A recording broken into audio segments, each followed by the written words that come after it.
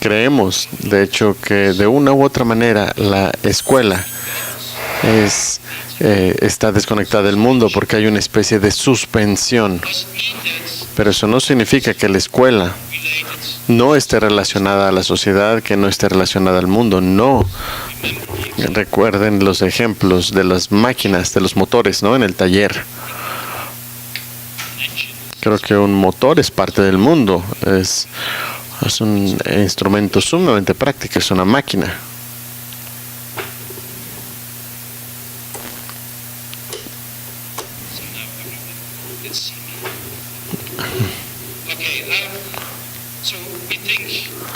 Así que creemos que la escuela está conectada con el mundo, pero hay esta ligera suspensión. Por supuesto, los temas y las materias de la escuela están derivadas por lo que consideramos como importante en el mundo, pero hay un cambio ligero, hay una especie de suspensión, así como los motores que ya no están dentro del vehículo, sino que se ponen en la mesa para que los pupilos, para que los estudiantes puedan trabajar. En cuanto a la segunda crítica, en la parte de la corrupción, creo que hay ciertos hechos en los que se puede ver claramente el impacto en el aspecto curricular. Pero cuando una escuela funciona como una escuela, se convierte en un bien común. No tiene que ver con bienes privados, sino bienes comunes, algo que se hace público. En tercer lugar, en cuanto a que es desmotivante, tal vez, pero nos gustaría referirnos o representar la noción de la atención. Tal vez la escuela no sería el primer lugar de motivación, pero tratamos de que los estudiantes sean atentos, y el motivar a los alumnos es diferente a hacer que sean atentos. La idea aquí es hacer que estén atentos, y esto siempre tiene que ver atentos con algo. Estamos hablando de concentración en algo. Irrelevante. Voy a tratar de explicar más adelante esto en detalle. Tenemos algunos problemas en que la escuela esté enfocada más en la empleabilidad. ¿Eso significa que la escuela no tiene objetivo alguno? No. Pero nuestro punto de vista, el objetivo tiene que ver con la preparación. Que la escuela prepara a los niños o a los estudiantes. Y la preparación aquí significa que la escuela tal vez es el lugar, tal vez sea el lugar donde los estudiantes reciben un tiempo y un espacio para que se mantengan en forma, un espacio y un tiempo para su formación. No es un tipo de entrenamiento, no es un tipo de iniciación ni de sociabilización, sino un lugar donde la sociedad le da a los jóvenes tiempo y espacio para que se puedan mantener en forma. Y por supuesto, cuando me refiero a mantenerse en forma, nos estamos refiriendo a la idea germana de Bildung, Wohnung en alemán. No sé si hay un equivalente en español a esta palabra, pero es esta idea de formación, de tratar de que uno esté en forma, en la condición adecuada, por así decirlo. Y finalmente, en contra de este cargo de que no tiene valor agregado, de aquí, pues esto lo voy a explicar un poco más en detalle más adelante, pero queremos presentar la idea o esta diferencia entre aprendizaje por un lado, porque la gente aprende en todos lados, y lo que es típico para nosotros en la escuela, con el aprendizaje de la escuela que tiene que ver con el estudio y el ejercicio. Entonces, de nuevo, reconocemos que hay muchas formas diferentes de aprendizaje, muchos espacios, oportunidades de aprendizaje, pero tal vez exista algo específico al aprendizaje de la escuela. Y eso es en lo que nos tratamos de enfocar en nuestro libro. Así que, ¿cuál es el caso? Déjenme resumir rápidamente esto. El caso, como ya lo introdujo, lo presentó el día de ayer, es muy sencillo. El caso es que la escuela fue una invención histórica. Tenemos que regresar a la Grecia antigua y ver ahí los primeros intentos de organizar el aprendizaje escolástico. Esto significa que la escuela puede desaparecer, o que las ideas de que no toda la sociedad tiene un tipo de aprendizaje escolástico, de que no toda sociedad tiene un aprendizaje escolar. Bueno, toda sociedad tiene algún tipo de aprendizaje organizado, como ya sea que se trate de una sociabilización o un tipo de iniciación, y nuestro punto de vista simplemente son diferentes formas de aprendizaje escolar. Así que algunos de estos pueden desaparecer, pero algunos pueden ser reinventados. Y para nosotros ese es el reto real. No queremos restaurar la escuela, no queremos regresar a la Grecia antigua. Esa no es nuestra idea tampoco, ni nuestro ideal. Más bien queremos desarrollar una piedra angular para que la escuela pueda reinventarse y pueda el aprendizaje escolar ser reinventado. Y cuando me refiero aquí a la escuela, no me estoy refiriendo a la institución típica que todos conocemos. El aprendizaje escolar puede llevarse a cabo también fuera de este edificio de escuela. Así que hagamos esta distinción entre la institución, la escuela como institución, y el aprendizaje escolástico en el que nos estamos tratando de enfocar. Para hacerlo un poco más específico o más estructurado, podemos decir que la escuela, y por supuesto el maestro, están ubicados entre la familia por un lado y la sociedad por el otro. Y por supuesto, con frecuencia, cuando estamos pensando y reflexionando sobre la escuela y el maestro, estamos reflexionando desde el punto de vista exterior. Esto significa que tratamos de entender a la escuela desde la sociedad. Por ejemplo, la escuela es una institución funcional, entonces definimos con frecuencia a la escuela para referirnos a algo del exterior, o puede ser desde la sociedad o el mercado laboral, pero también se puede definir desde la familia. La idea de que la escuela, en una sociedad compleja, la educación familiar ya no es suficiente, así que necesitamos una forma institucionalizada del aprendizaje para que sean parte de la sociedad. Y en ese tipo de argumento también seguimos definiendo la escuela desde el exterior. Queremos definir a la escuela desde el interior, desde lo que llamamos un enfoque empírico y una perspectiva diferente. Para ponerlo de manera muy sucinta, para nosotros la escuela o el aprendizaje escolar se refiere a un tiempo, espacio y materia únicas que la sociedad ofrece a la nueva generación para renovarse a sí misma. De nuevo, aquí lo que queremos es enfatizar es que probablemente no toda sociedad ofrece este tiempo y este espacio a la nueva generación. ¿Por qué no? Bueno, porque potencialmente es peligroso. Si se le ofrece a la nueva generación la oportunidad de reinventar la sociedad o renovar la sociedad, existe el riesgo de que el valor como adulto, como maestro, ya no sea válido para la nueva generación.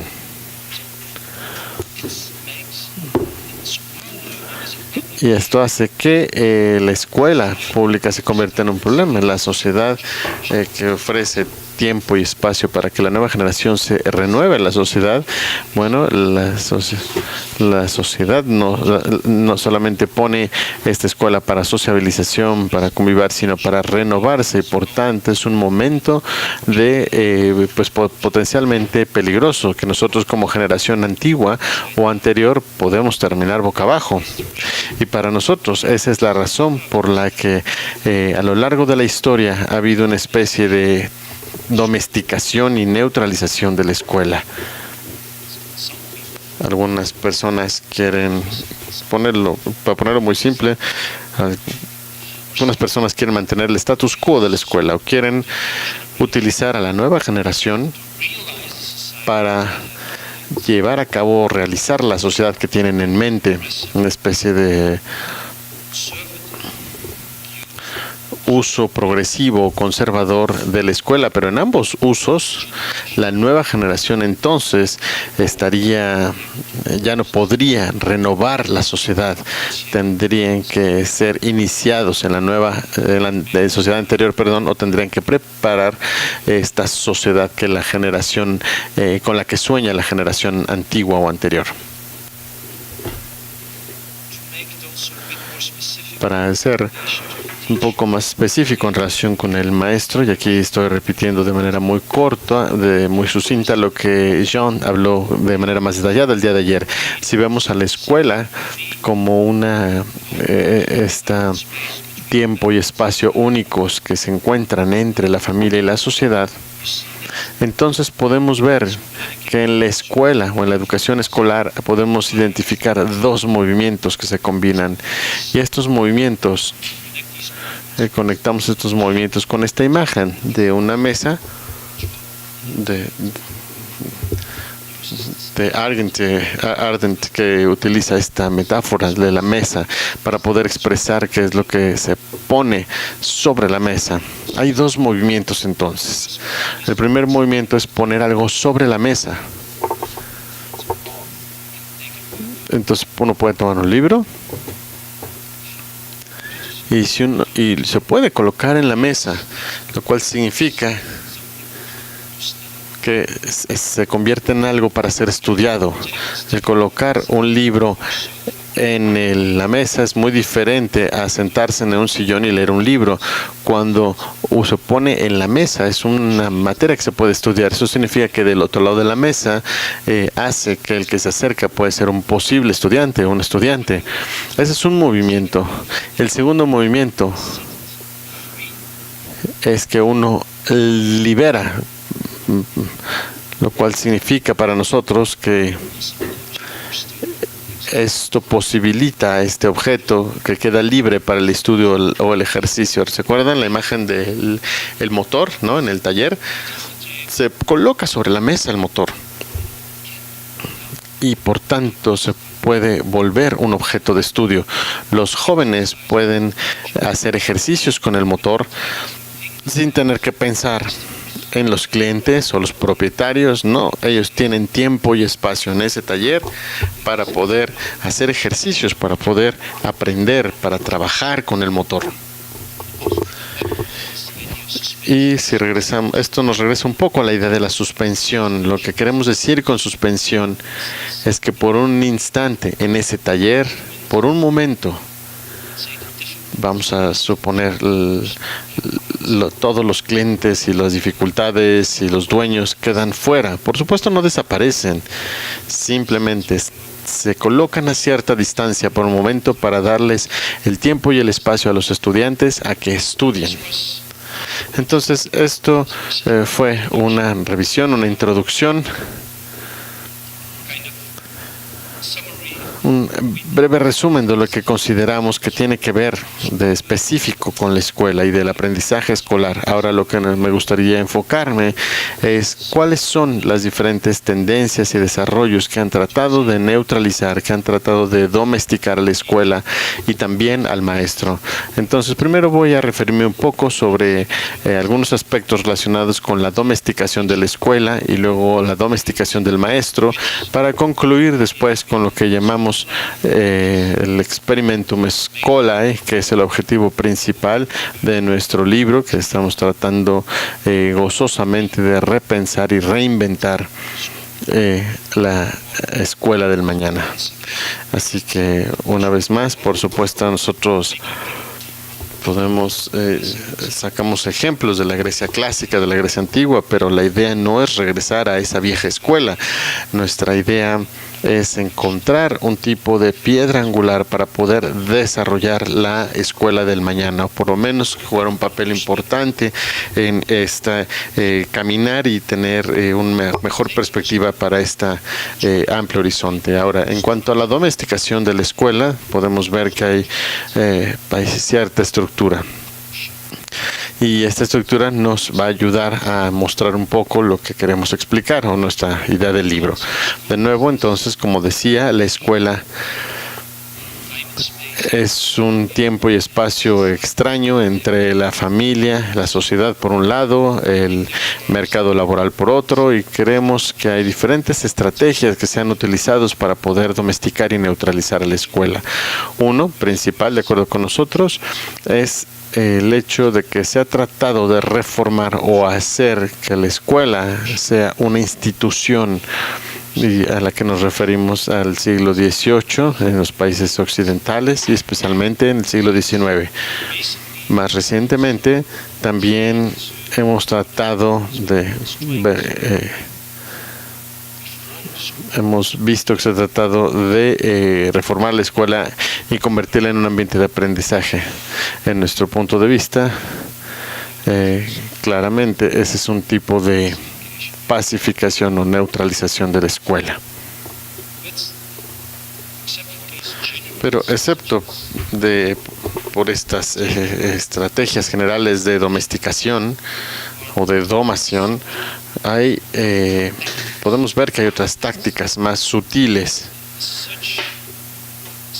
que, como tales, especialmente cuando se combinan entre ellas, llevan a una versión de una escuela domada y tienen que ver con la pedagogización, la naturalización y la politización. Y voy a hablar de estos tres aspectos en detalle. Déjenme primero definir algunas palabras sobre la escuela como una institución moderna.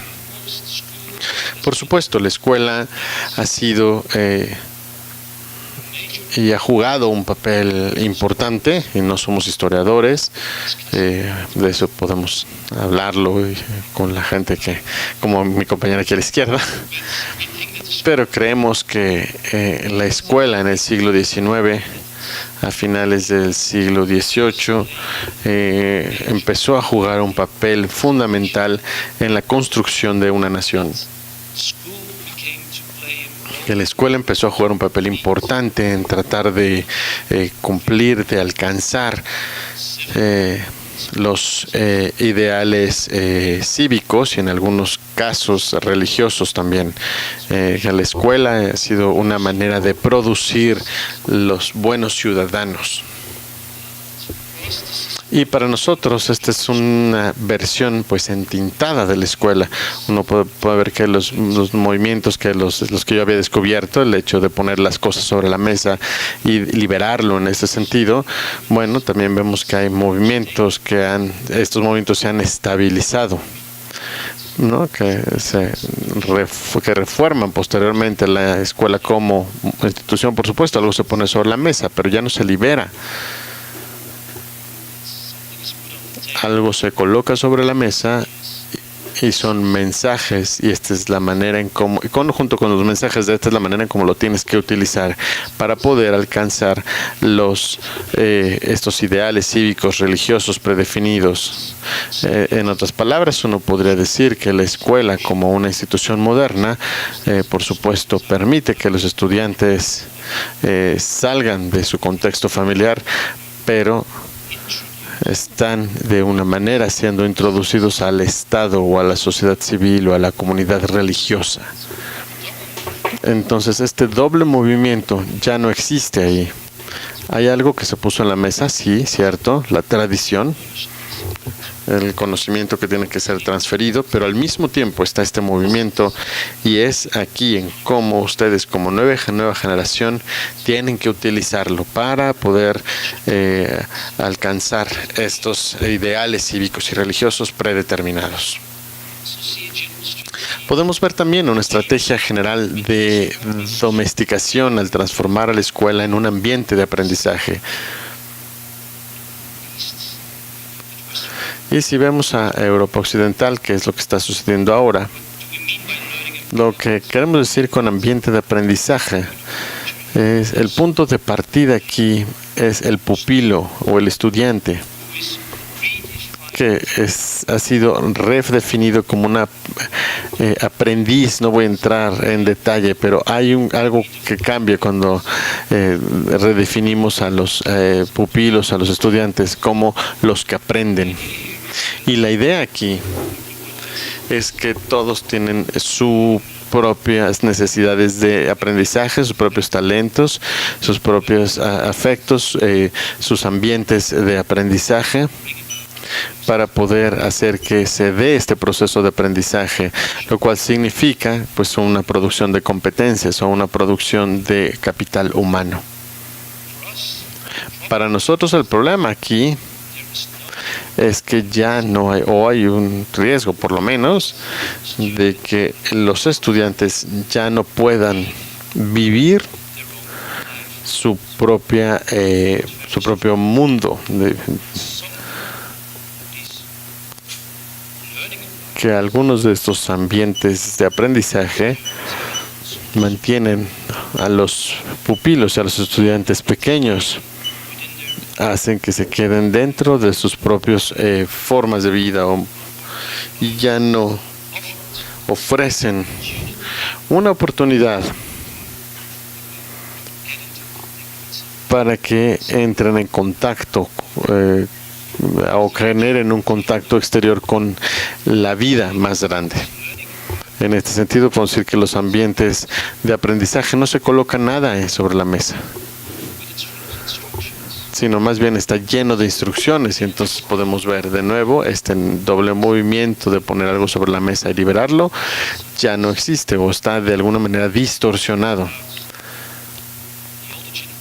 Tiene que ver con esta parte de que la vieja generación dice: no, ya no vamos a poner nada sobre la mesa, ustedes tienen que descubrirlo, como lo que Hannah Arendt dice, la vieja generación aquí ya no está poniendo nada sobre la mesa, y la manera en que evitamos en que la nueva generación pueda experimentar algo nuevo, y por tanto ya no hay algo que esté frente a ellos para poder confrontarlo. Y he hablado de algunas estrategias generales, pero algunas tácticas más sutiles de neutralización. Y la primera es la politización. Y creo que, como pueden ver, en todas partes y de muchas formas distintas, se da esta politización. Obviamente uno es hacer que la escuela, y de manera muy clara al maestro responsable de los problemas sociales, los problemas de la sociedad.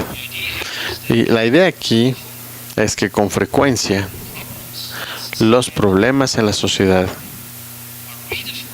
están redefinidos como problemas de aprendizaje, y por tanto vemos a la nueva generación como la posibilidad de resolver los problemas de la vieja generación.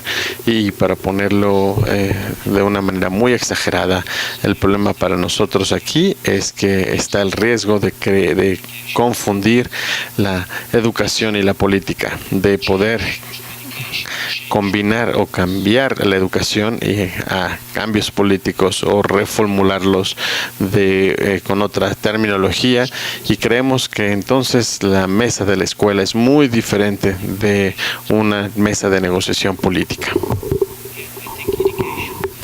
Creo que la educación tiene que ver con el cambio, pero no el cambio generado por políticas o por la política. Aquí, por supuesto, nos basamos mucho en el trabajo de Hannah Arendt. Aquí lo que nos indica es que si ustedes usan a la generación común para resolver los problemas de las viejas generaciones, entonces la nueva generación ya no tendrá la oportunidad de ser una nueva generación, sino que inmediatamente tendrá que jugar el papel de resolver problemas. Pueden decir que esta domesticación tiene que ver con la escuela como política por otros medios, es decir, la escuela se usa, se coloniza, si me permiten decirlo así, por razones políticas. Y pensamos que una forma muy sutil de este tipo de recuperación o neutralización es el actual enfoque en la empleabilidad y el desarrollo de competencias. La idea de esto es que la escuela, que es parte de este discurso muy dominante en Bélgica, el discurso señala que la escuela debe enfocarse en desarrollar competencias, y las competencias son aquellas series de conocimientos, actitudes, aptitudes y destrezas que se necesitan para poder desempeñar algo. Aquí la idea es que si la educación se enfoca en competencias, entonces hacer que la gente joven pueda acceder a un empleo, que puedan usar esas competencias en muchos contextos diferentes y que haya que se pueda perfectamente aparear lo que hay en la escuela con lo que hay en el mercado laboral, en la sociedad. De hecho, desde nuestro punto de vista, esto se reduce a que esta es la realización de lo que los sociólogos han soñado desde hace mucho tiempo.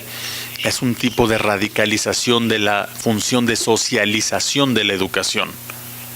Y la idea de que los jóvenes tienen las competencias y que pueden inmediatamente utilizarlas para poder integrarse en la sociedad.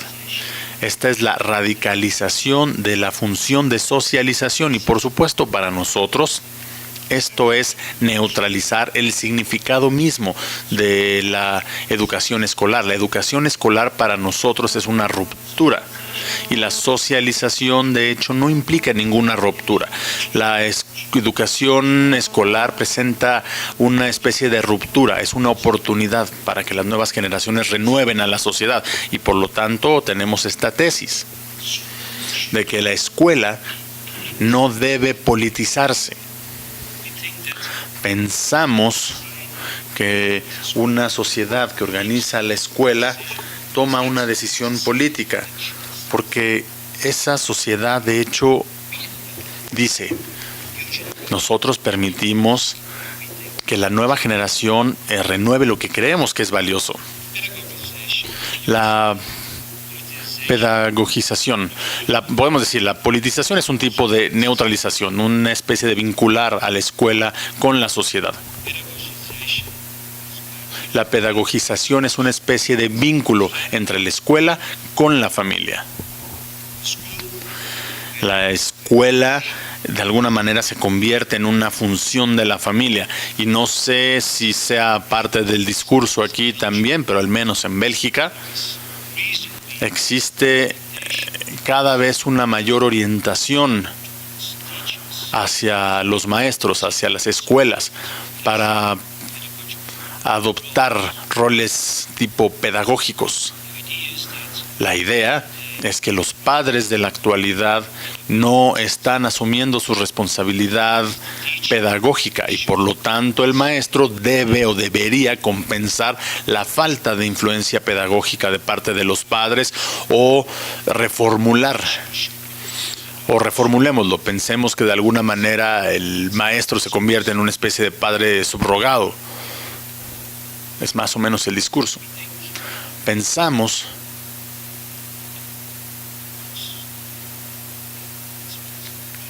Bueno, suena un poco radical, quizás, pero lo que queremos enfatizar aquí, o en lo que queremos ahondar, es en la diferencia entre la familia y la escuela, la diferencia entre el maestro y los padres. Estamos diciendo que el padre no tiene responsabilidad pedagógica. Por supuesto que no es así, sí la tiene, pero para nosotros existe una diferencia. La diferencia quizás nuevamente tenga que ver con estos dobles movimientos. El maestro o la maestra es alguien que por supuesto ama el mundo. Esto significa que él o ella está interesado en un tema, en una materia, las matemáticas, idiomas, biología, física.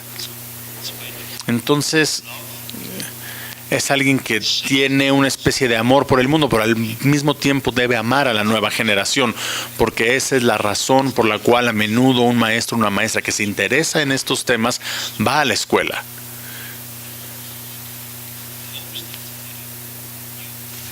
Para poder ayudar a estos nuevos estudiantes a despertar su interés en este tema, en esta materia. Nosotros pensamos, y no puedo entrar en detalles ahora, pero nosotros pensamos que el hacer que el maestro sea algún tipo de padre subrogado significa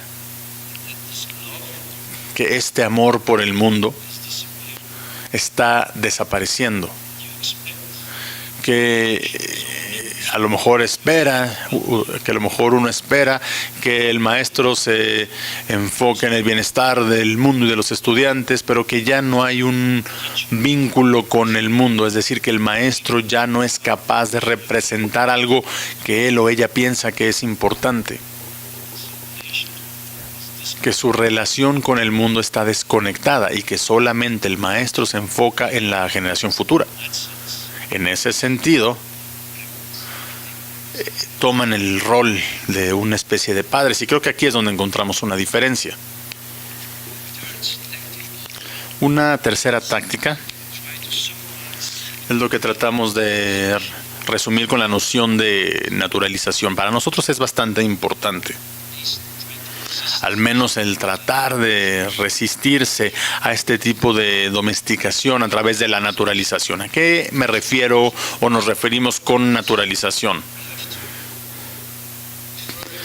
Nuevamente, para entender esto tenemos que referirnos a la idea de que la escuela misma, de nuestro punto de vista, es un invento democrático. A lo que nos referimos con esto quiere decir que la educación escolar organizada significa darle tiempo y espacio a todos, independientemente de sus antecedentes sociales y económicos. Esa es la idea de la educación escolar. Es una especie de democratización del tiempo libre, de tiempo y espacio.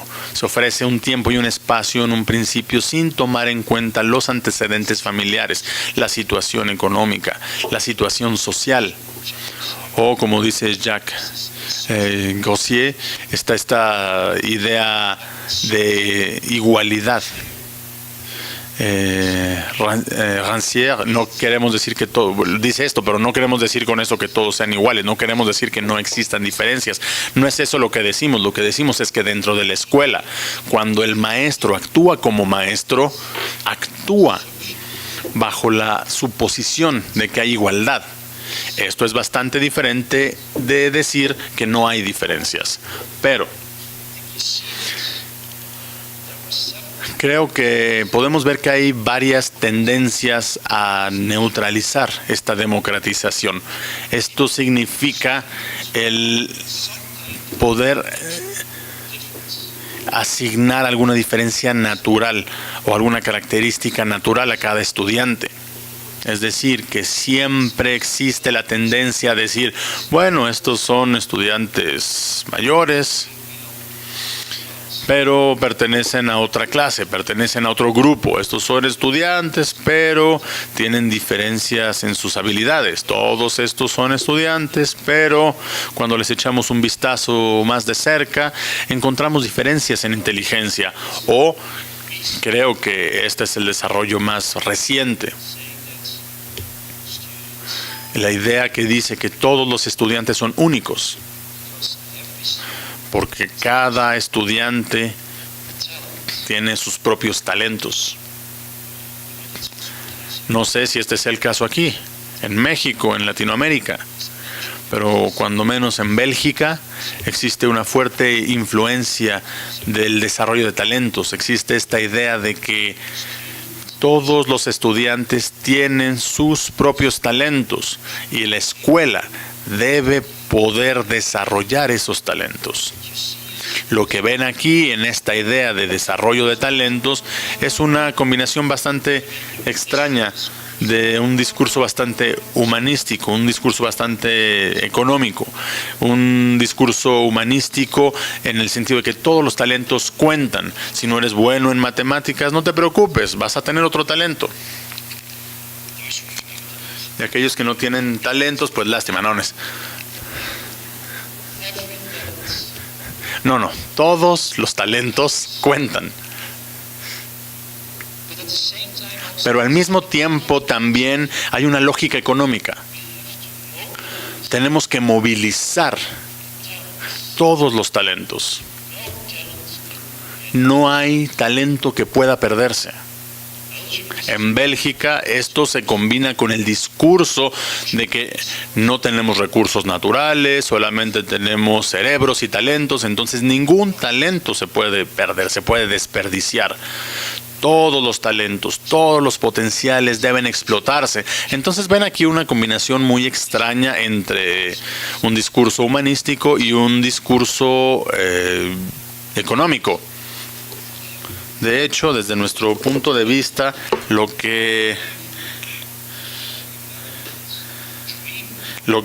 lo que sueña la gente que habla del desarrollo de talentos es en una reacción en cadena. Es decir, si empezamos desde los talentos individuales y tenemos un ambiente de aprendizaje afectivo y que permita convertir estos talentos latentes en competencias, entonces se pueden calificar estas competencias y se pueden calificar las competencias y esto nos lleva a empleabilidad, es decir, la posibilidad de acceder a un empleo. Es una reacción en cadena. Aprender, desarrollar un talento, aprender, desarrollar, llegar a un estado en el que se pueda acceder a un empleo. Pero me parece que podemos hacer preguntas aquí. Y me parece que además podemos referirnos a un libro bastante viejo de Platón, Los Diálogos de Platón, un libro público. Platón establece un argumento bastante similar. Platón argumenta que hay diferentes clases y que no todas las clases pueden servir para lo mismo. Y presenta alguna especie de fábula, dice una especie de fábula que juzga necesaria para poder justificar estas diferentes clases con diferentes funciones dentro de la sociedad. De alguna manera este desarrollo de talentos es la radicalización de lo que argumentaba Platón. Ya no se trata de clases o grupos, sino que todos tienen sus propios talentos y tú vas a tener una posición en la sociedad con base en ese talento natural. Además, aquí hay que recordar que Platón mismo decía que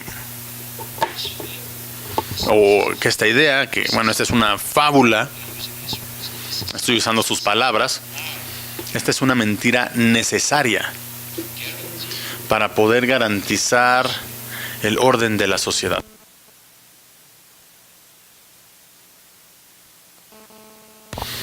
Existe también a la vez esta idea de desarrollo de talentos, sobre todo cuando la escuela se transforma en una máquina de talentos. Pero esa es una mentira necesaria para poder darle a todos una posición en línea con su predestinación natural. Para resumir esto, podemos decir que aquí la escuela es una especie de forma de selección natural por otros medios. Al menos si pensamos en un talento como algo que tenemos, la escuela es el lugar donde se desarrolla el talento. Entonces la escuela es una parte de la selección natural, del desarrollo de los talentos. De nuevo, aquí pensamos que este tipo de naturalización domestica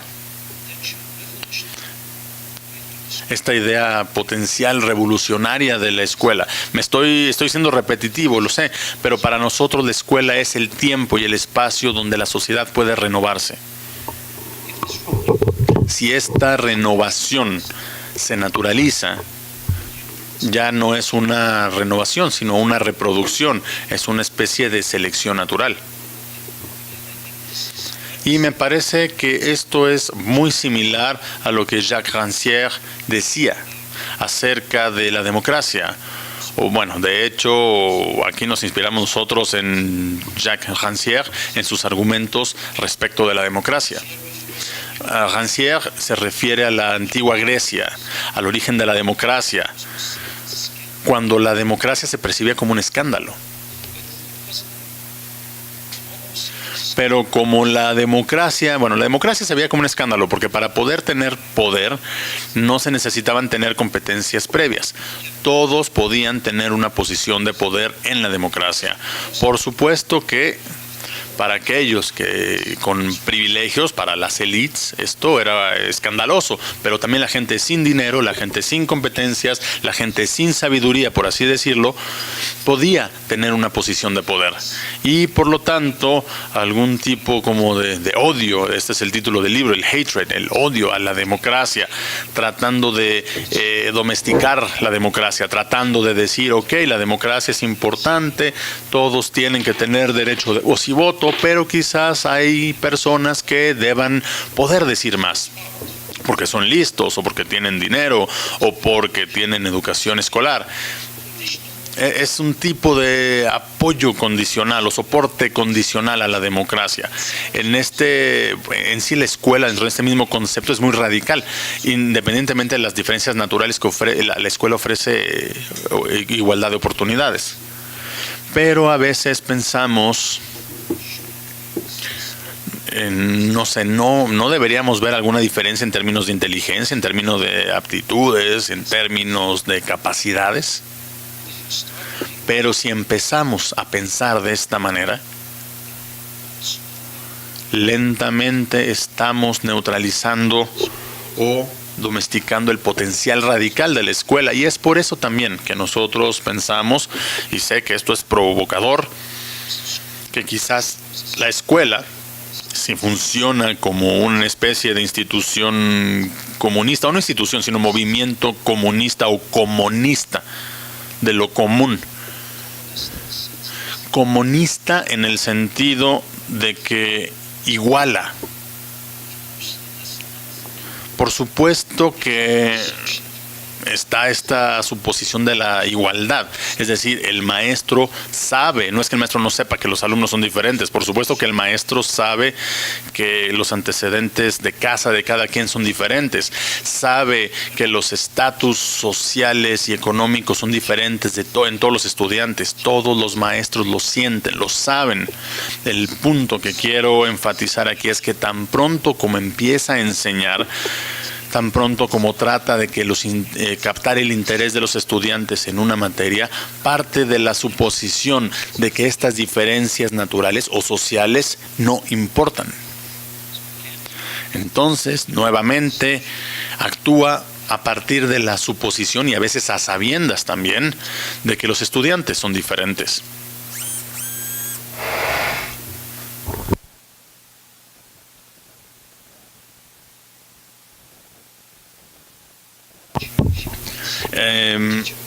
Domesticación del maestro, unas cuantas palabras sobre los maestros. Me parece que es una figura muy importante en la escuela.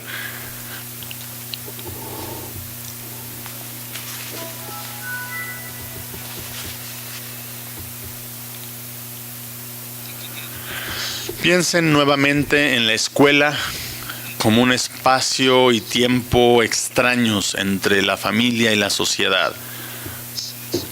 Cuando alguien decide convertirse en maestro, va a habitar este tiempo y espacio extraños.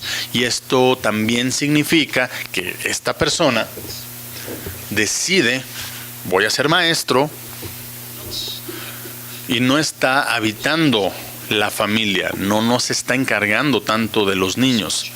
No nada más es un profesionista típico, común y corriente en el mundo productivo, no.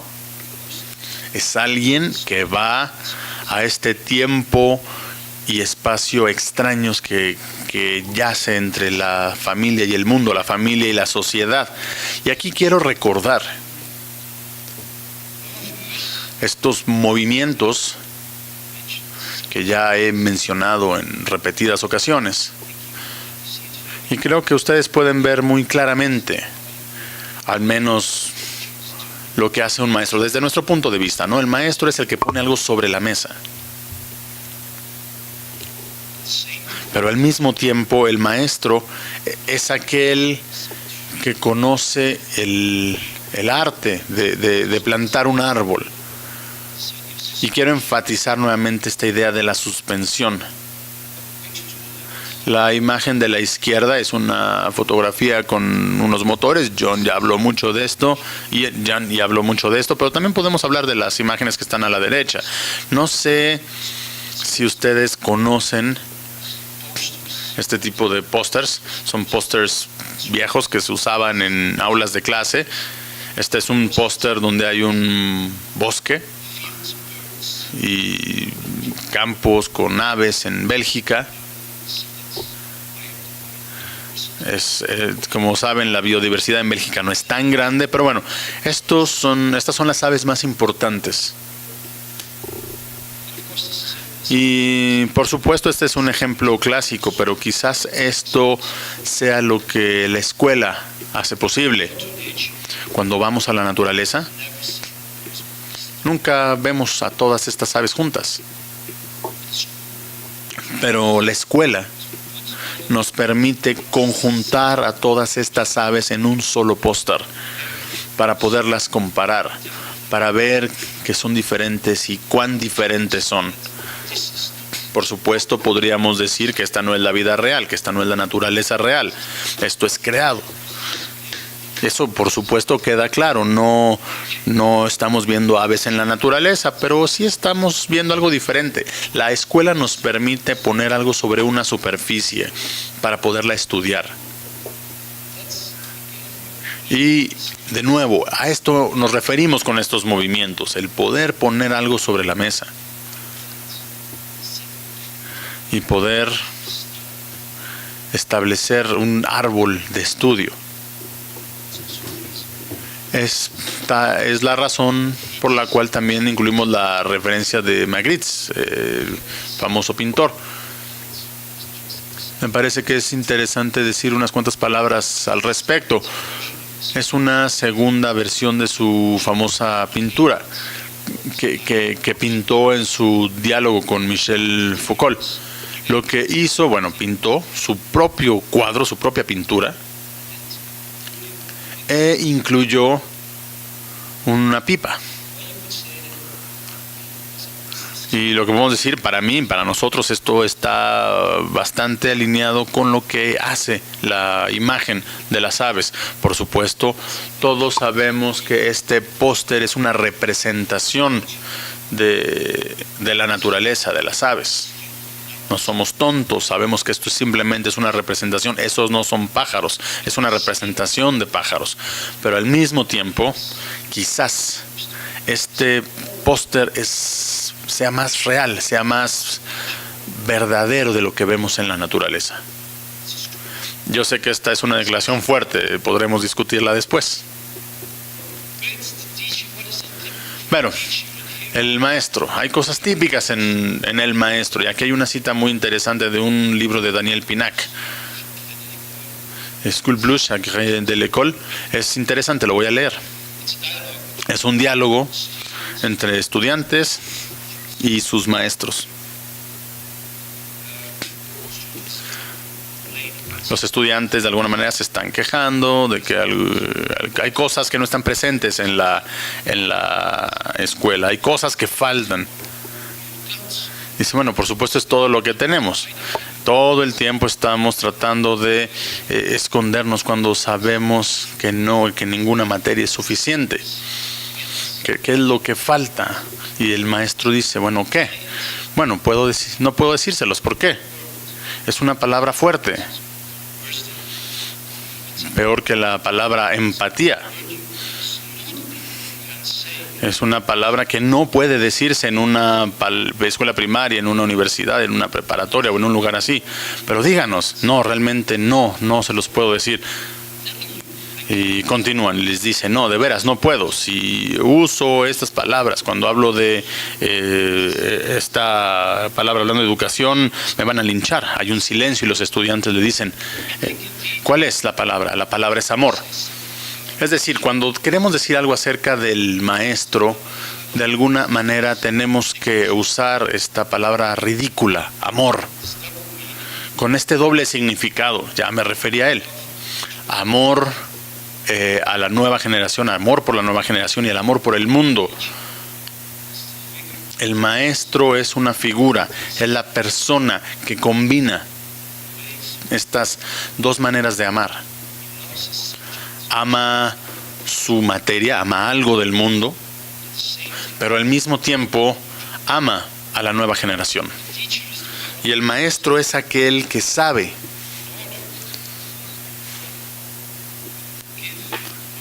que para dar a la nueva generación la oportunidad de darle significado a su propia vida, pues hay que poner algo en la mesa, por supuesto, algo que amo, pero al mismo tiempo tengo que liberarlo, porque solamente mediante su liberación las nuevas generaciones se interesará también. Por esa razón pensamos que el maestro, al igual que la escuela, es una figura muy extraña. Por un lado es una especie de padre y por otro lado es un experto. Y es por eso que nosotros también introducimos esta noción del amateur en oposición a la de profesional. Es una palabra provocadora, no estamos en contra de los profesionales, pero el ser amateur también se refiere a la dimensión de alguien que hace algo por amor, no simplemente porque sea su trabajo, no solamente lo hace porque sea o porque le paguen por hacerlo, sino que debe ser algo que se hace también por amor. Entonces, cuando hablo del amateurismo y en el maestro, esto para el maestro ya hemos dicho también que el maestro es una figura muy extraña, que siempre desestabiliza el orden establecido. Está en medio. Está en una posición ambivalente y quizás por esa razón siempre exista un tipo de ambivalencia en su enseñanza. Los padres siempre van a ver de manera ambivalente lo que los maestros de sus hijos o hijas enseñan. Por un lado hay admiración, fascinación, porque ellos quieren enseñarle a los niños de hoy, admiran eso es algo que seguramente ellos no querían hacer, entonces por eso admiran a los maestros que sí lo hacen, pero al mismo tiempo existe una especie de desconfianza, una especie de temor. Y quizás esto tenga que ver con este riesgo de que en la escuela puede ocurrir todo. Para usar un ejemplo muy sencillo, muy directo, que también usamos en el libro, puedo decir que la escuela es un lugar donde el hijo o la hija de un abogado, de un doctor, puede interesarse en las artes, porque él o ella se interesa en un tema dado por un maestro inspirador. Eso es lo que puede ocurrir en la escuela. Y por supuesto los padres tienen una idea muy particular del futuro, de manera implícita para sus niños. La escuela, por supuesto, es el lugar donde esto puede destruirse, donde puede ocurrir otra cosa. Para nosotros esto quizás explica la relación ambivalente que tenemos como maestros o con los maestros. A los maestros los admiramos, pero al mismo tiempo pensamos que tenemos que desconfiar de ellos. Pensamos en qué es lo que hacen con nuestros niños. Y aquí quiero enfocarme en dos estrategias o tácticas para domesticar, para neutralizar al maestro. Voy a hacerlo muy rápido. Desde nuestro punto de vista, número uno es la profesionalización del maestro, y hay varias formas de profesionalización que realmente pueden domesticar esta dimensión amateurística o de amor del maestro. Voy a enfocarme nada más en la tercera forma y después me enfocaré en rendición de cuentas, en la parte de cultura. Me parece que ustedes están familiarizados con esto y que todo tiene que poderse medir, todo tiene que estar basado en pruebas o evidencias y que todas las actividades de primer orden, aquí esto significa la enseñanza, tiene que estar respaldada con una actividad de segundo orden. Siempre hay que preguntarse uno, mi enseñanza, ¿cumplí los estándares en términos de calidad? E incluso este tipo de control de orden, este tipo de evaluación. Creo que no es una exageración decir que en muchas escuelas tienen incluso una actividad de segundo y de tercer orden y a veces se vuelven más importantes con el tiempo que las actividades de primer orden, de que existe este aseguramiento de calidad loco, ¿no? Y se enfocan todo a las actividades de segundo y de tercer orden que sustituyen a las actividades de primer orden. Y aquí es donde quiero elaborar un poco más. Uno es la flexibilización.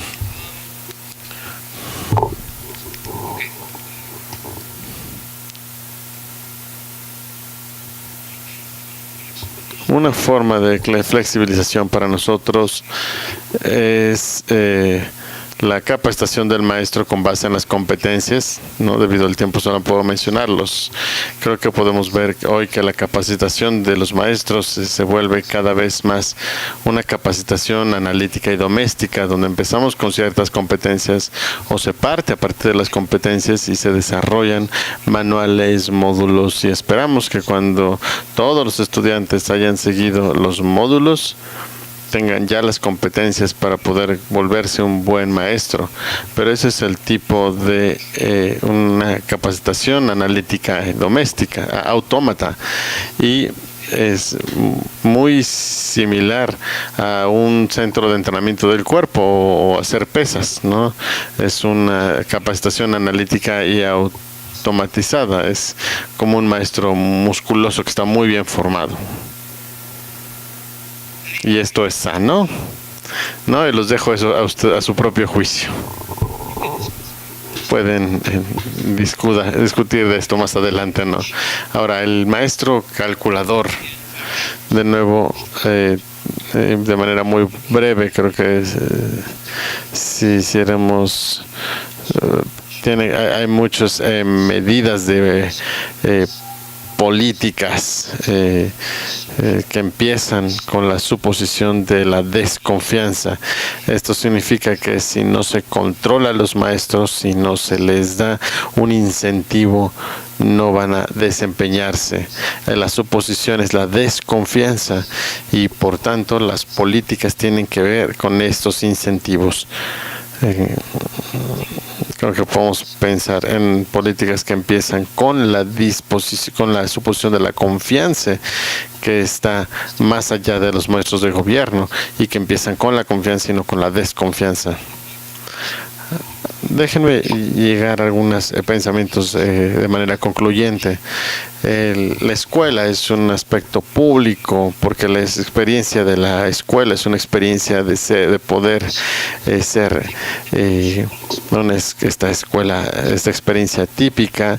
Es, como decía, una experiencia de poder ser, la experiencia fuerte de la capacidad, que es muy diferente desde el punto de vista de la experiencia filosófica de la maravilla o de la experiencia moral de obligación de tener que hacer algo. Esta es una categoría pedagógica, una categoría de experiencia. La escuela para nosotros es en sí misma una intervención política, no debe ser politizada. Esto significa, y para reformularlo en términos del título de esta presentación, el aprendizaje escolar es una especie de modo emancipatorio de aprendizaje. Siempre ofrecer tiempo libre a una sociedad, a todos, independientemente de sus antecedentes. Esto en sí mismo es un acto emancipatorio.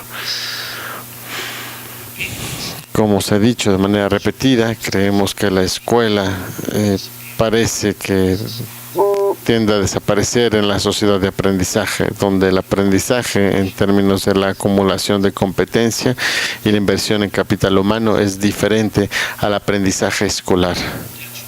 Y por esta razón creemos que necesitamos una piedra angular para poder pensar en la escuela del futuro. Hemos listado algunas preguntas posibles que pueden servirnos de lineamientos para pensar en la escuela del futuro. De una manera muy breve, la primera, una pregunta importante: ¿qué es lo que vale poner, qué es valioso poner sobre la mesa? ¿Cómo queremos preparar a la nueva generación? ¿Cómo queremos, les vamos a dar oportunidades para que ellos estén en forma? Tal vez no solamente hay que ofrecerle a los estudiantes la gramática de los idiomas, pero es necesario hoy en día darles la gramática del mundo tecnológico y digital, de tal manera que los jóvenes puedan relacionarse con este mundo tecnológico y digital. Yo creo que para que se puedan relacionar y poner una distancia sana y al mismo tiempo puedan involucrarse con este mundo tecnológico y digital, necesitamos ofrecerles la gramática de eso. Cómo hacer algo público, cómo utilizar las pantallas. Podemos hacer que la escuela esté en línea. No tenemos tiempo para elaborar en esto, pero tenemos que experimentarlo. ¿Cómo podemos hacer podemos aprender en línea, pero que sea aprendizaje escolar en línea? Y cómo lo pueden hacer los maestros. Y como conclusión, tratamos de desarrollar un punto de vista pedagógico, no desde el punto de vista ni sociológico ni filosófico, sino desde el punto de vista pedagógico. Y por supuesto, cuando estamos pensando en la emancipación, estamos pensando o ofreciendo un punto de vista filosófico que de alguna manera está resumido en la alegoría de la cueva de Platón. Esta imagen de que todos estamos en la cueva y de que necesitamos la verdad que nos diga, de que nos dice el filósofo que el mundo verdadero está afuera. Y tal vez tenemos un poco otra idea de emancipación, otra visión más pedagógica, más que filosófica. Y aquí lo ponemos al final de nuestro libro, un tanto de manera provocativa, que es tal vez cierto tipo de cueva, ¿no?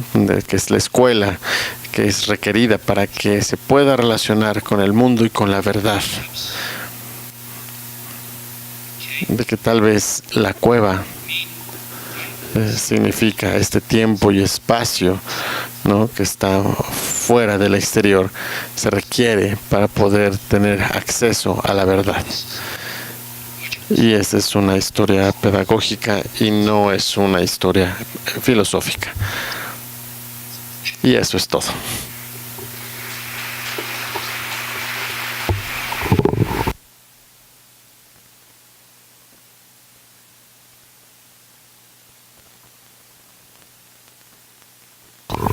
Martin, thank you very much for being here. Thank you very much for your excellent presentation that completes the exposed ideas in your book. Now we have some time. Maybe we have time.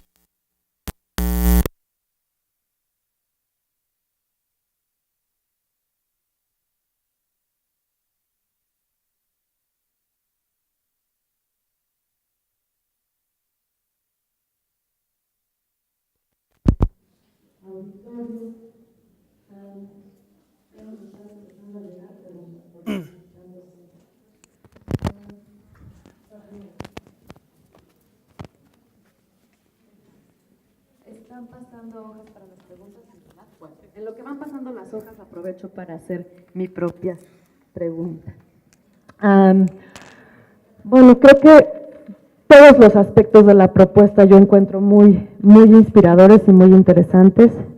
Dios mío, qué preguntas tan largas están llegando. Bueno, en particular creo que lo que más me gusta es que aquí o en este libro que escribieron no se está defendiendo solamente la escuela pública, sino el hecho de que una escuela es una cosa pública en sí misma, ¿no? El hecho, entonces, la escuela que entiendo que están proponiendo para el futuro debe ser pública en la medida que consigue hacer lo que nos explicaron, poner algo en la mesa y ponerlo libre. Entonces, en ese sentido me parece que son muy útiles las distintas categorías que proponen de cómo se ha domesticado ese carácter público y hasta cierto punto muy revolucionario de la escuela. Como son muchas las características, voy a hablar solamente de una, de la domesticación de la escuela, que me pareció particularmente interesante, que es la de la politización.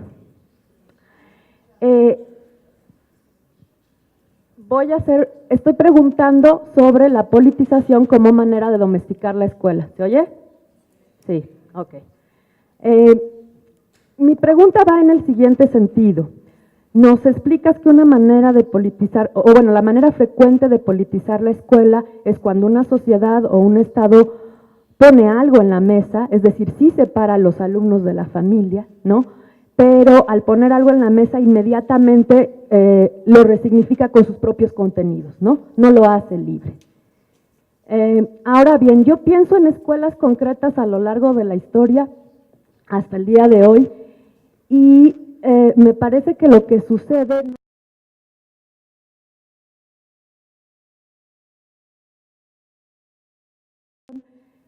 siento que es mucho más lo que intenta hacer un Estado o una iglesia o una comunidad que pone una escuela, pero no siempre es el resultado que obtienen.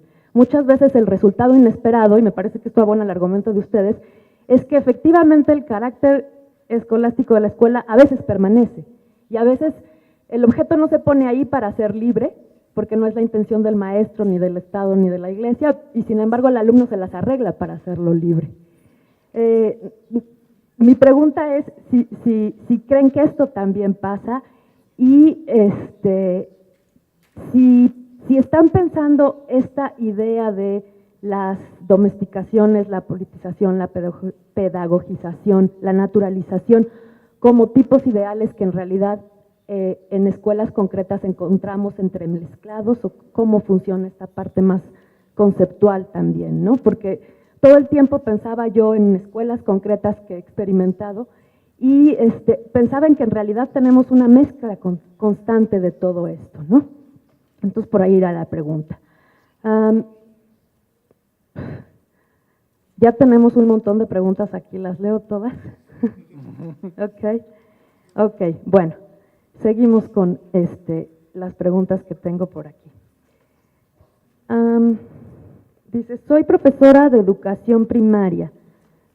Se nos insiste mucho desde la pedagogía sociocultural, me refiero a Vygotsky como precursor, en vincular la enseñanza con el contexto de los alumnos, a diseñar situaciones de aprendizaje contextualizadas, incluso a entender que somos sujetos con una historia personal y situada.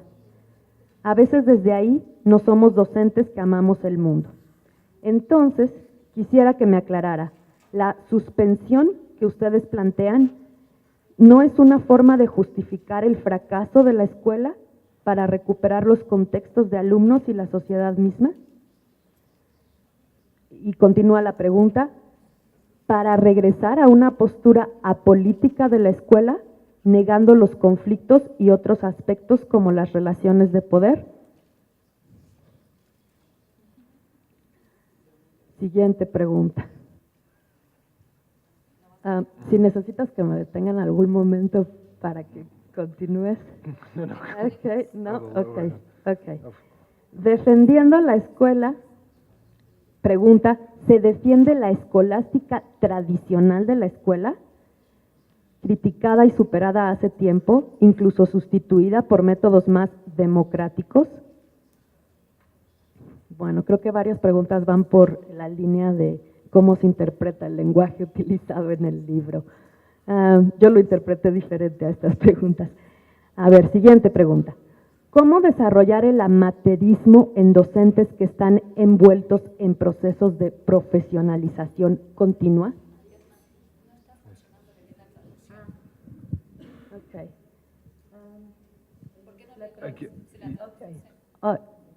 Do you want me to translate? No, but I will. You want to stop and Yeah, I will try to answer some question. I do that. No. I hope I understood them well, but perhaps you can correct me if So again, first about this idea of suspension, and I think we already discussed a lot about it yesterday.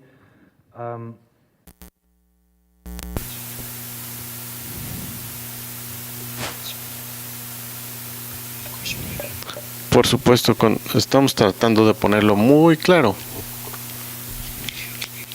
Si estamos viéndolo desde una perspectiva sociológica, entonces claramente uno puede ver diferencias entre los estudiantes, aun si uno lo ve desde la perspectiva de psicología o de desarrollo, uno claramente ve diferencias. Ahora, ¿ignoramos estas diferencias como si no estuvieran? No, para nada. Lo que tratamos de hacer es enfocarnos en lo que es educativo de forma típica, y creo que lo que es pedagógicamente típico en términos educativos es lo que llamamos esta suposición de calidad o habilidad, independientemente de los aspectos sociológicos o psicológicos. Pero de nuevo, es algo que es muy importante mencionar, es no decir que no existen. Eso es algo completamente distinto.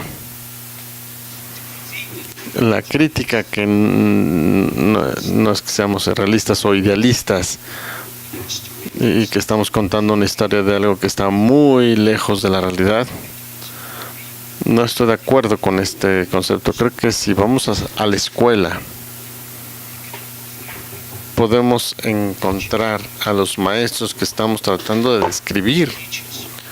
Maestros que empiecen con la suposición de la calidad. No creo que estos sean maestros excepcionales. Creo que, para tomar un ejemplo muy simple, el maestro que una y otra vez trata de explicar algo, sabiendo a veces que no todos puedan entenderlos, pero lo intentan una y otra vez tratando de explicar. Ese es el elemento pedagógico del que estamos hablando, porque alguien está haciendo eso. Por cierto, por supuesto, considerando las leyes sociológicas y psicológicas, uno puede decir que ese maestro está tonto, pero sabemos desde el punto de vista pedagógico que tiene sentido. Así que de nuevo, quiero repetir aquí,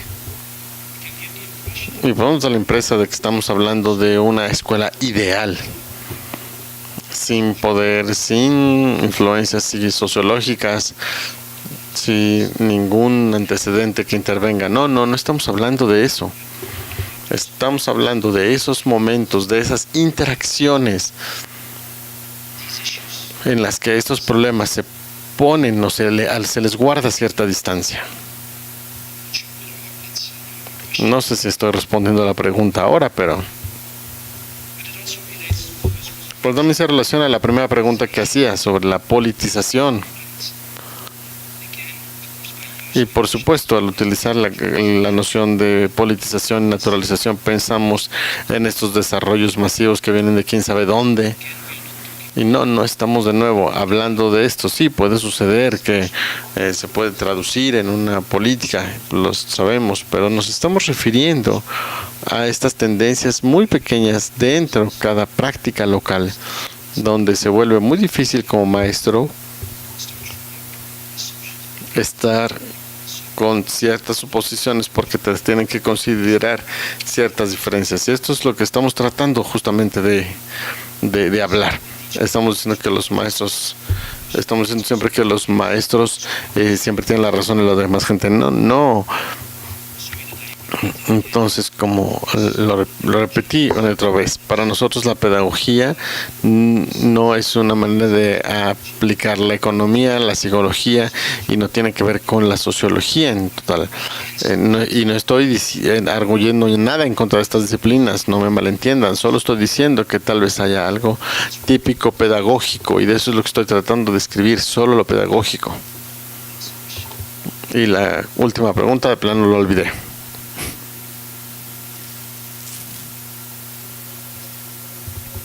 A mí también se me olvidó y creo que ya las mezclé todas.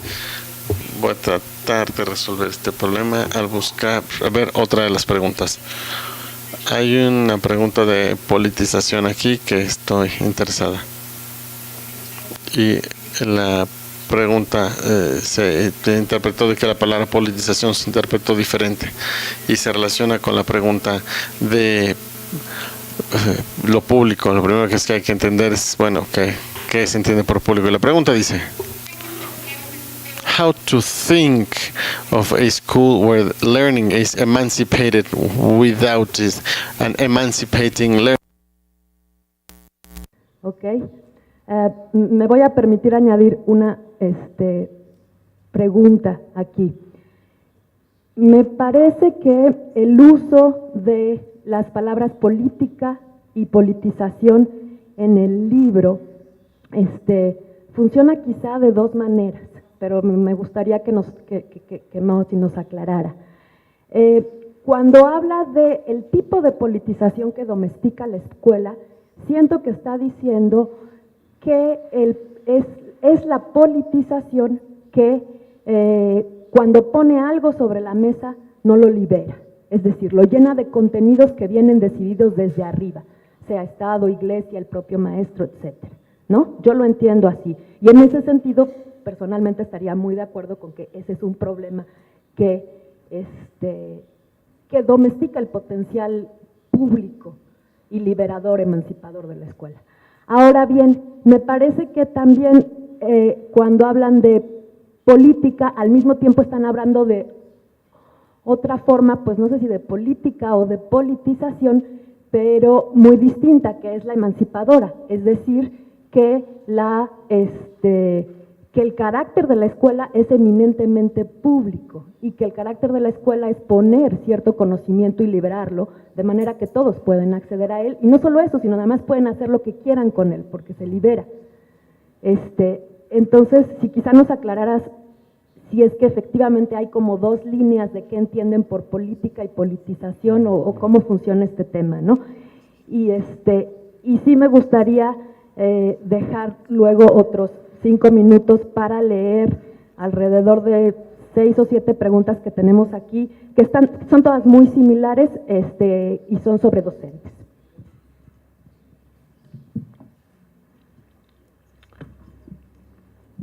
Okay.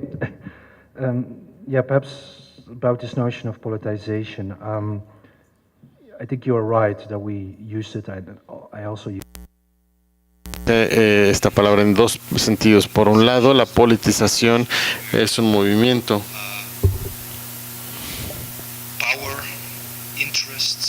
de donde se invierte poderes e intereses en la escuela.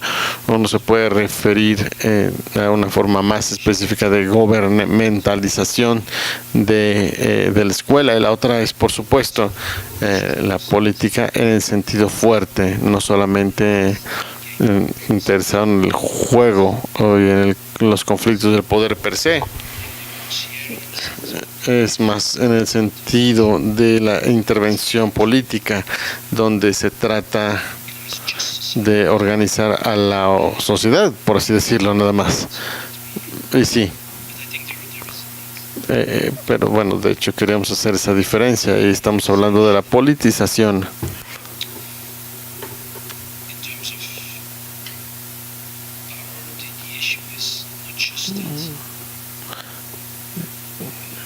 Y el punto aquí es que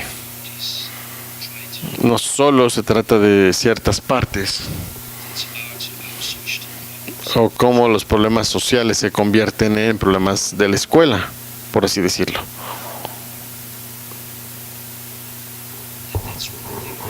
Creo que esa es una cosa. Y lo otro es que cuando una sociedad o cuando hay una escuela, déjenme formularlo de esta manera. Cuando hay escuela, creo que la primera pregunta es: ¿qué vamos a poner en la mesa?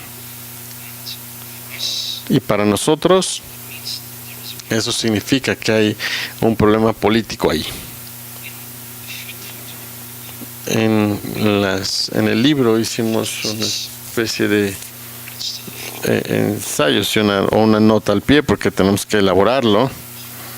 por eso utilizamos las notas al pie, porque a veces uno no está seguro.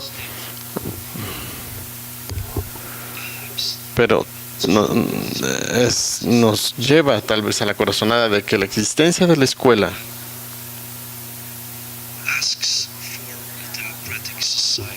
acepta tal vez o pide una democracia social.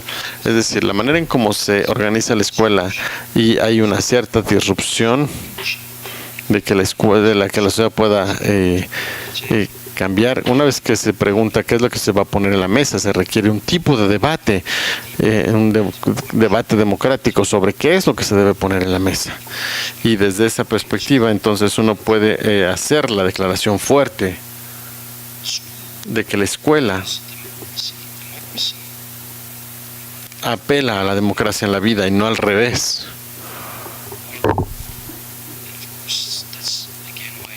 Y por supuesto, por eso es una nota al pie, ¿no? Porque podría estar interesado desde esa perspectiva de nuevo de la relación entre la escuela y democracia, sobre qué es lo que se requiere para poder apoyar el otro lado. Pero sí estoy de acuerdo con de que la politización es diferente de la escuela como una intervención política en sí misma.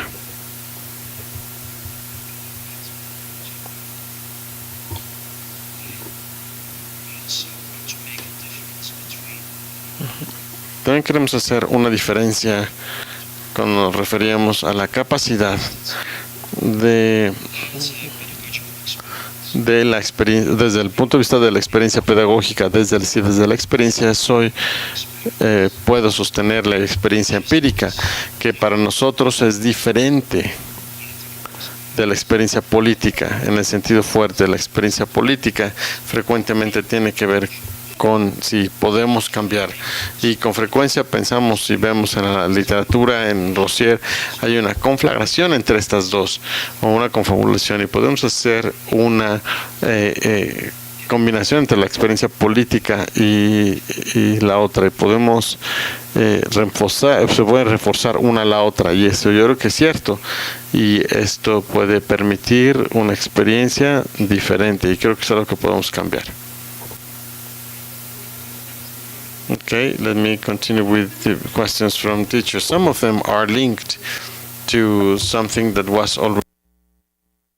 Por ejemplo, ¿hasta dónde el poner en la mesa permite la renovación de la nueva generación con las ataduras que puede establecer la vieja generación? ¿Se puede caer en el reproduccionismo cuando ponemos algo sobre la mesa? Es decir, ¿quién define lo que se pone sobre la mesa y bajo qué principios? Que ya un poco se habló. También se corre el riesgo de caer en una especie de anarquía si no decidimos qué poner sobre la mesa. Y luego van 3 preguntas bastante unidas también sobre docentes, y son bueno, básicamente todas dicen qué propone para la formación docente o cómo podría ser la formación docente del futuro. Y una pregunta muy precisa: ¿en la Universidad de Lovaina cuentan con materiales didácticos para el desarrollo de competencias de los docentes?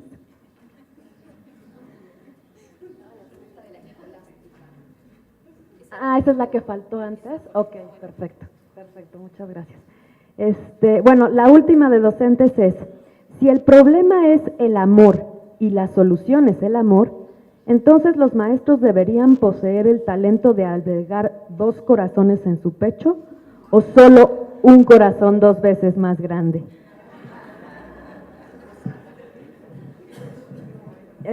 ¿Y cómo se adquiere ese talento?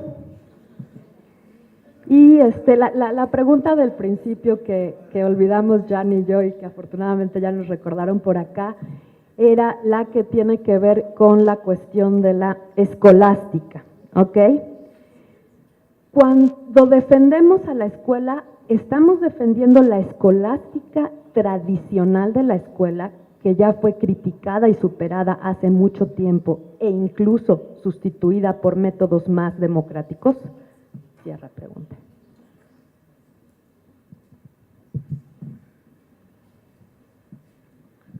Okay, thank you for these questions. Very. Son muy interesantes. Voy a tratar de contestarlas, no quiero entrar en tantos detalles.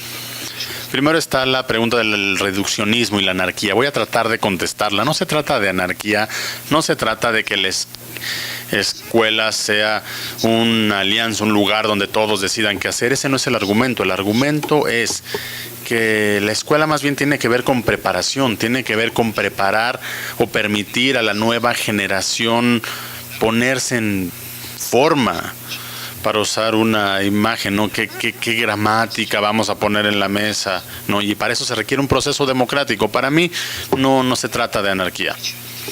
La educación de los maestros. Esta es difícil, esta pregunta es difícil. También preguntaron si tenemos algún tipo de modelo basado en competencias. Deberíamos tenerlo. Pero estamos tratando de encontrar la manera de no tenerlo.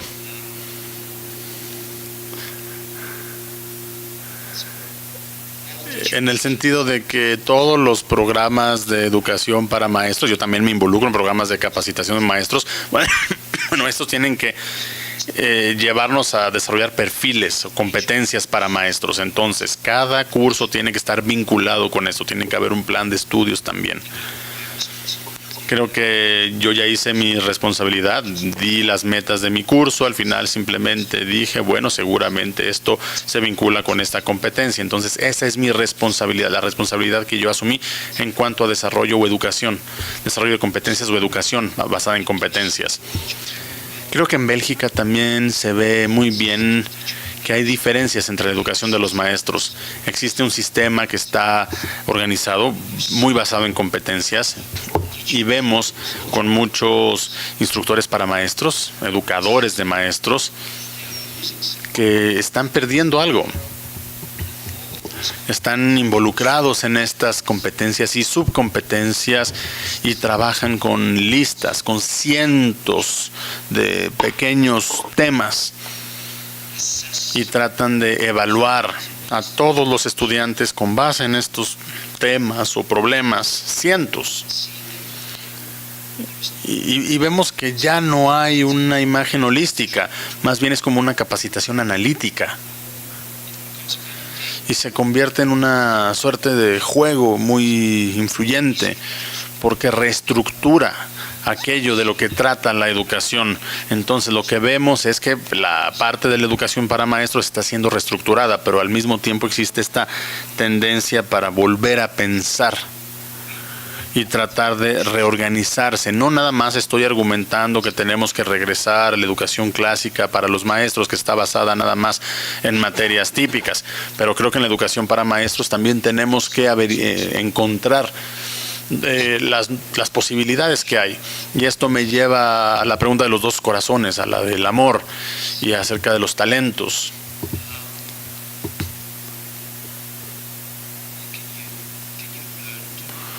¿Puedes aprender a amar una materia? Esa es la pregunta. O la pregunta vieja, ¿puedes aprender a ser maestro realmente? ¿O se nace siendo maestro? Creo que puedes aprender a ser maestro, pero de nuevo, aprender en el sentido de informar, de poner a alguien en forma. No creo que un programa de educación para maestros deba evaluarse con base en si el resultado es un maestro formativo. Más bien hay que saber qué es lo que puede garantizar el educar a un maestro. Esto tiene que partir de una buena preparación. Para mí esto me lleva a la pregunta: ¿se les da a los jóvenes estudiantes tiempo y espacio realmente para ponerse en forma? Y creo que la idea de la educación basada en competencias hace que esto sea difícil. Existe una lógica de eficiencias en la educación basada en competencias que es contradictoria con darle a los jóvenes estudiantes tiempo y espacio para ponerse en forma, en buena condición. Y a menudo también pienso que no tiene sentido tener un principio o argumento sobre competencias, es decir, que tengamos que estar en contra de la educación basada en competencias. Creo que tenemos que ser más pragmáticos, que tenemos que tratar de experimentar cuáles, por ejemplo, en la educación para maestros, cuáles son los temas o las áreas que pueden formularse en educación basada en competencias. Quizás hay algunas, y si podemos encontrarlos, al menos tendremos que proporcionar el espacio y el tiempo para hacer todas estas cosas. Pero esta discusión entre si estamos a favor o en contra de la educación basada en competencias, creo que no es fructífera esta discusión. Creo que existe el reto, más bien yo creo que el reto para la gente que cree en la educación basada en competencias es demostrar para qué funciona. Y si no funciona, entonces danos la libertad de hacer algo más o de intentar hacer algo más. Ahora, en cuanto a escolástica y democracia, no estoy seguro de entender muy bien la pregunta. Para mí, la pregunta es más bien si es una relación crítica realmente la que existe. Es una pregunta medio capciosa, ¿no?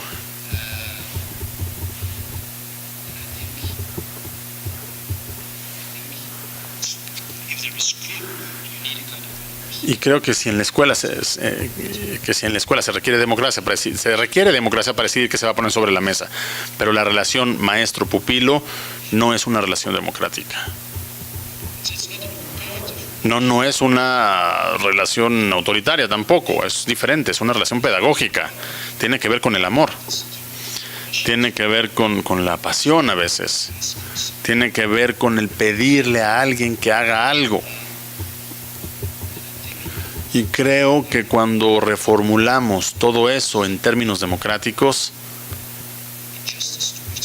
en justicia a la democracia lo hacemos en justicia a la democracia, pero también en justicia a la relación alumno-maestro.